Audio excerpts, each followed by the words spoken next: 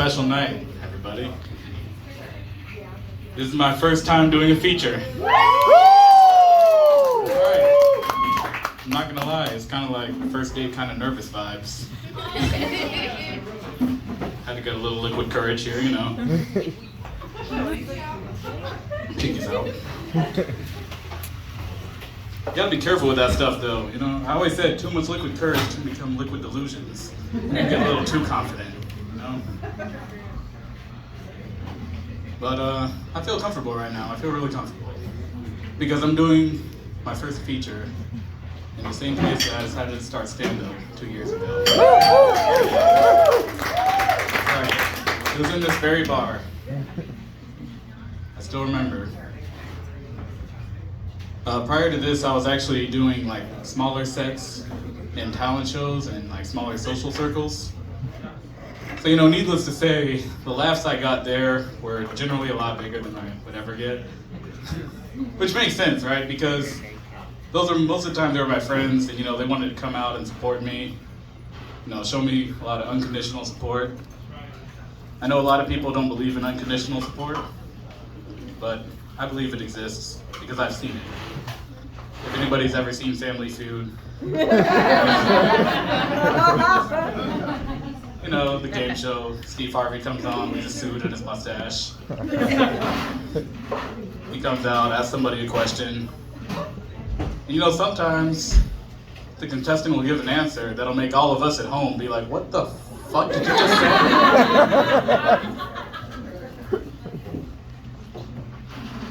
Name a fruit that is orange. Grape, Steve. No, good and goddamn what. But no matter what they say, they have their whole family behind them, clapping, talking about, good answer, yeah. It's up there, Steve, that's right. Good answer. It's never up there.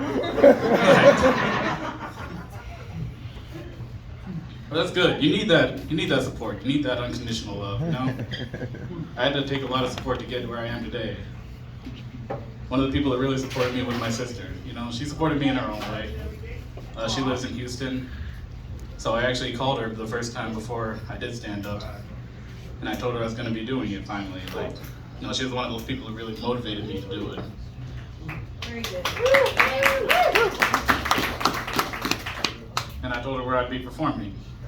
I said, yeah, it's at this place in Tallahassee called Birds. She was like, oh, cool. Is that one of the comedy clubs there? I'm like, we don't have those. I said, no, it's a seafood bar. It's called Birds Aphrodisiac Oyster Shack. And she started laughing. And I didn't know why, so I just kept explaining. I'm like, yeah, it's a seafood bar, Birds Aphrodisiac Oyster Shack. They got some of the best burgers in Tallahassee. And then she really started, like, just dying on the other end. And I wasn't sure why, but, you know, obviously now it makes sense to me that yeah, a place called Birds Aphrodisiac Oyster Shack has some of the best burgers in Tallahassee. That's just a funny sentence to, you know, somebody who's not from Tallahassee. Like, I'm from Tallahassee, so it makes sense to me. I don't know how to explain it, but it just makes sense.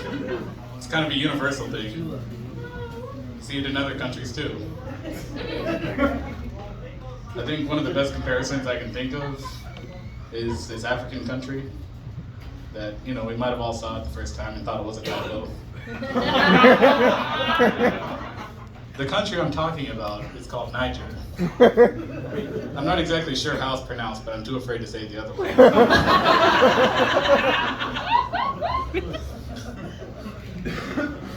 So, you know, to like the people of Niger, I don't know what they're called, to be honest. Are they Nigerians? I think it's I'm not going to call them Nigers.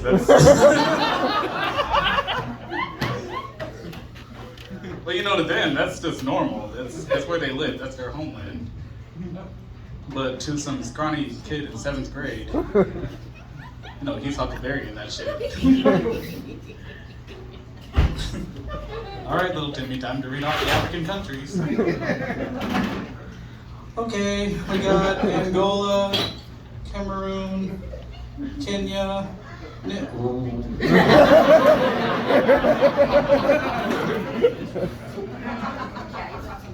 We have South Africa.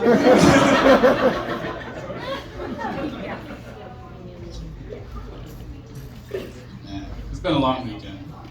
Anybody else have a long weekend? Anybody like their Thanksgiving? Yeah. Anybody like their day of feasting and genocide? Too fresh for that joke? Yeah, I like my Thanksgiving. You know, I went out of town. I went to Orlando to see some friends and family. I have a little rule whenever I drive, you know, long distances. I only want to make one stop at the most. Yes, actually, that's right. Stop at Busy Bee. Yeah. Got some damn sidekicks up.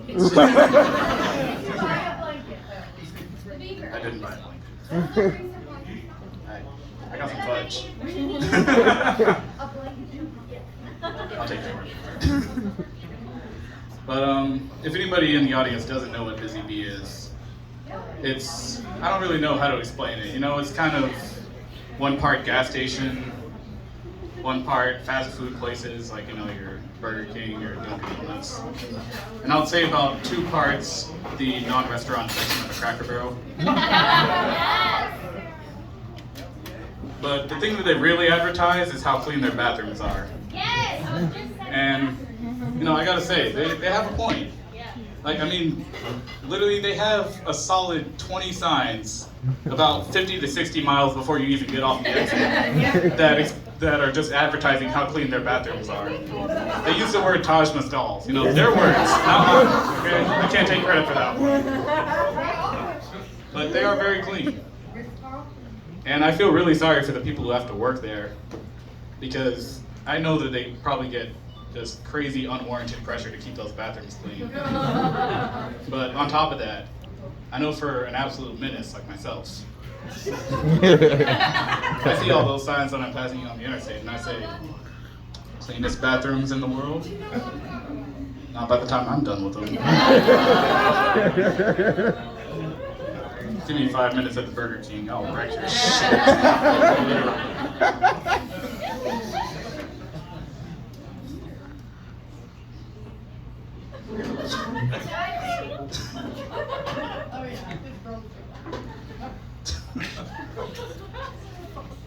First time featuring, this is great. This is going way better than I expected. So.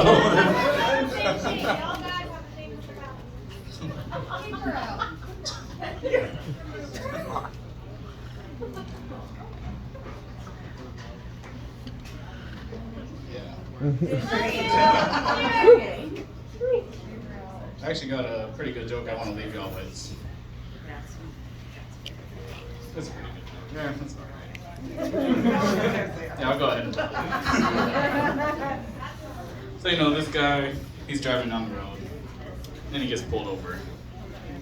Cop comes up to the window. You know, he notices something wrong with the driver. So he says, "Sir, is it alright if I search the vehicle?"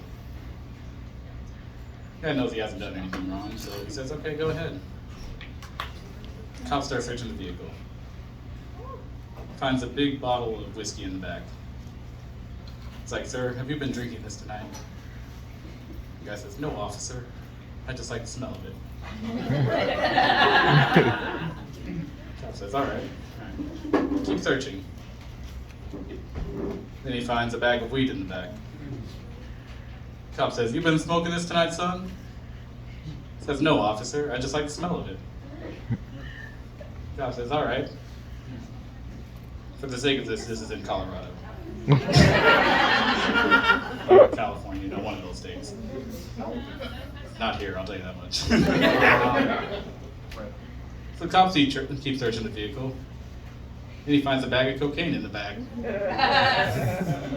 Said, "You been using this tonight, son?" Says, "No, officer. I just like the smell of it."